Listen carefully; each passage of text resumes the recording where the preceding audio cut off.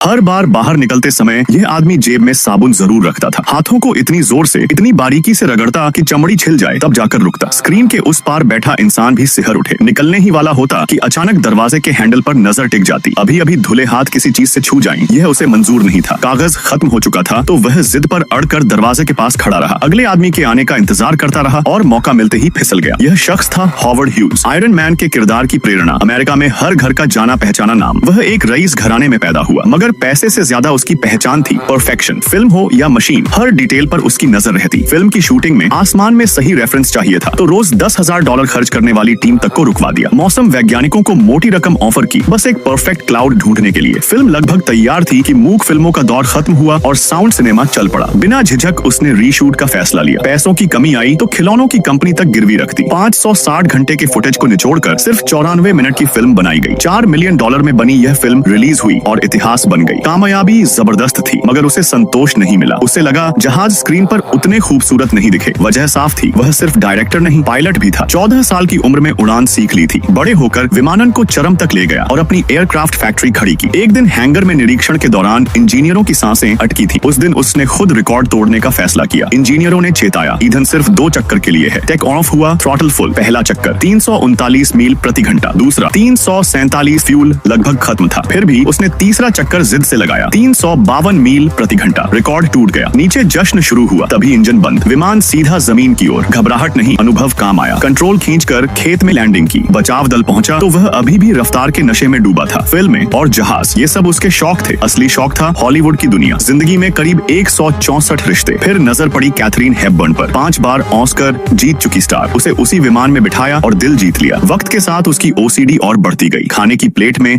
हमेशा 9 बीन्स, एक भी कम ज्यादा नहीं। दोस्त ने एक बीन्स उठा ली तो बेचैनी शुरू। हेपबर्न के घर डिनर पर स्टेक से बहता खून देखकर उसका चेहरा उतर गया। ऊपर से परिवार का ठंडा रवैया। वह सबके सामने उठकर चला गया। अब दिमाग में अगला सपना था, दुनिया का सबसे बड़ा विमान। नाम रखा हरक्यूलिस। बन जाता तो मिलिट्री की दिलचस्पी तय थी। चर्चा बनाने के लिए उसने जानबूझकर दूसरी महिलाओं के साथ नजदीकियां बढ़ाई। यह बात हेपबर्न को मंजूर नहीं थी। झगड़ा हुआ, रिश्ता टूट गया, लेकिन यह ठोकर उसे रोक नहीं पाई। एक डिनर में उसने ओवरसीज रूट्स के विस्तार की बात पैन अमेरिकन एयरवेज के मालिक तक पहुंचा दी। यहीं से 2 एविएशन दिग्गजों के बीच बिना गोली बारूद की जंग शुरू हो गई।